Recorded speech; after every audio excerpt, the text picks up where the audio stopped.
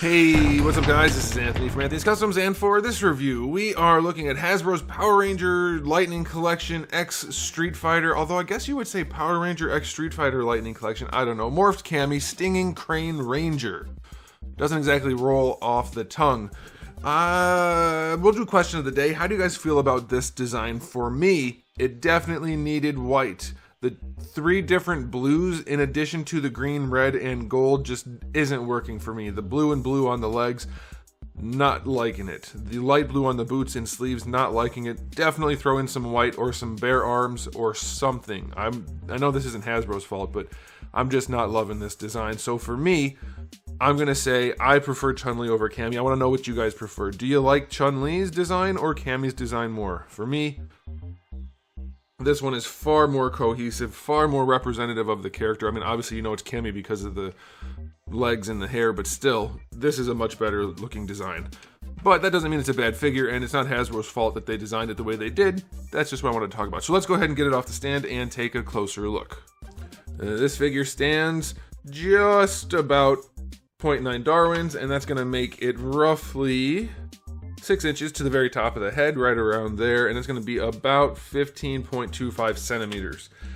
Aesthetically speaking, not counting the color combinations and the design of the actual thing, Hasbro did a pretty good job. If you look at the lightning panels, not really panels I guess, but whatever, the lightning things on the legs, it's pretty clean. The belt is clean. The different greens on the torso, those are clean. The boots look pretty good. Like, they did a pretty good job executing. The head paint job could be a lot better. You can see there's a big chunk of silver missing. But otherwise, it looks pretty good. I'll take it. It's a good enough sculpt. It definitely is reminiscent of CAMMY, but she wears just like a one-piece swimsuit type outfit. So giving her full-on legs and like pants and sleeves doesn't look right. They definitely needed to go a little bit truer to the original character, I think. I said the same thing with Ryu. I don't know about the bare arms, because I guess they didn't want to do that for Power Rangers, but then they did it for Ken. We'll talk about that in Ken's review.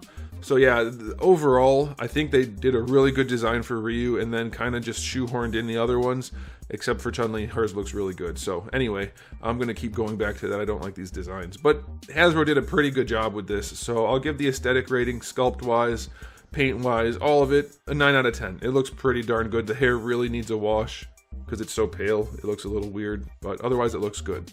As far as accessories go, you get the 2 fist hands, then you get the 2 open hands, 1 karate chop, 1 open, that's fine. You get her crane accessory, which is pretty darn cool. I like that. It does have a peg hole in it for the display stand, so that's nice. You get her punching swirly thingy accessory, that's pretty nice. And then you get her spirally spinning kick accessory, which has a peg hole. Don't know that you're ever going to be able to really use that because she definitely can't be supported by that. But you do get that and it goes on her foot, and that's pretty nice. So accessory-wise, 9 out of 10. Pretty darn good. The other thing I don't like about this character design, I told you I'm going to keep coming back to it, is she's got her red armor on her wrists and hands, but then her gloves are also the exact same red. There's no differentiation at all, and it looks super cheap. Don't like that. Either just give her white gloves underneath, or give her bare hands or something, but having all of this just be solid red plastic, it looks unfinished. And from what I can tell, that's how it looks in the game too, so that's why I'm saying some of these designs don't feel like they were as thoughtfully created as the Ryu one, but I don't know, it still looks good enough, I guess. Alright, as far as articulation goes, it's basically the same thing as Chun-Li, though I don't believe her neck moves or mine is just stuck, but she does have a ball peg on the neck, which gives her limited range due to the collar. The hair is technically articulated, each one has a little ball peg in there, so that's okay. You get a butterfly joint that's almost worthless, but it is in there for slight adjustment posing. Ball hinge shoulder, doesn't seem to want to go up very far. Yeah, that's about as high as it's going to go without serious force. So, and maybe even then it can't. So that's not great. You do get your full rotation where the armor isn't. It's fairly stiff. Bicep swivel is okay. Double jointed elbows, they work nicely, no problem there. Wrists have a swivel and a hinge. Diaphragm joint works really well. Doesn't go very far forward, which is annoying. Does go back. It's not the best designed. It's very segmented looking. That looks bad, in fact. That is not a great way to do a diaphragm joint. It's very, very segmented, so that's a bummer. It does have decent range, full rotation. You get your ab crunch down here. It does go back a little bit.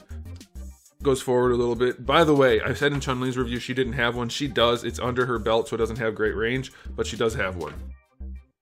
For the hips, they are on those drop-down hinged ball pegs, which are just horrible, horrible design. She gets almost full-on splits, so that's nice. Look at that. As soon as you pose them, they start to fall down. That's so annoying. All right, and then kicking the leg forward. Even with the drop-down, you get almost no additional range. So that's with the drop-down. And that's without. That's the difference right there. It's such a waste of a joint, and it's so annoying to pose. Oh, and you'll see on Ken's review why they're really, really bad sometimes. They don't go back at all. Eye swivel is fine. Double jointed knee is not as good as it could be at all. The proportions seem a little bit weird and the range is not very good, so that's a bummer. You do get a boot swivel. That's nice. Ankles go all the way back and all the way forward, and you get a solid enough ankle rocker. So her articulation, definitely weird in a few places, could be better, but not bad. I'll give it an 8 out of 10. It should be good enough to get in most poses that you want to do, but you will see some issues. All right, so I don't think this figure is as good as Chun-Li, objectively or subjectively, but it is a solid release nonetheless. I'm going to give it an overall rating of...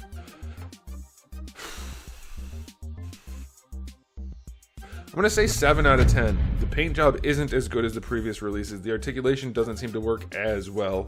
And the overall quality just seems a little bit less good. It seems like there's some kind of downgrading going on at the factory for this second wave of figures. Chun-Li seems like a much better figure to me objectively, and that's why this figure's only going to get a 7. It's fine enough. If you really like the design, go ahead and get it, but you will notice some things that aren't as good as they should be. So there it is, guys. Thanks for watching. If you enjoyed the video, please do give it a thumbs up. If you didn't, give it a thumbs down. And if you haven't subscribed, you should. I have new videos almost every single day and thousands already on the channel. So make sure you come back for all of that. In the meantime, keep collecting.